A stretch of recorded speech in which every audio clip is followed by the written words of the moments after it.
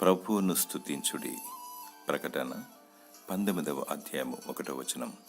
ప్రభు అయిన యేసుక్రీస్తు ఆకాశ మహాకాశములు పట్టజాలని దేవుడు, సర్వంతర్వ్యామి, సకలైశ్వర్యవంతుడు, ఆది సంభూతుడు, జగదుత్పత్తిధారి, రాజులకు రాజు, దేవాది దేవుడు, ప్రభువులకు ప్రభు, ఆశ్చర్యకరుడు, ఆలోచనకర్త, నిత్యుడగు తండ్రి, బలవంతుడైన దేవుడు, సమాధాన అధిపతి, తీర్పు తీర్చువాడు, దహించు అగ్ని.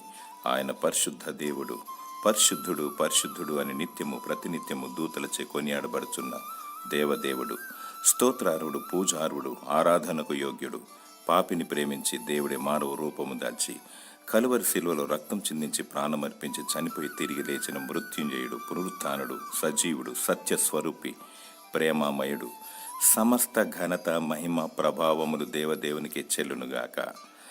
దేవుడు నిన్ను బహుగా దీవించి ఆశీర్వదించునుగాక. ఆమేన్.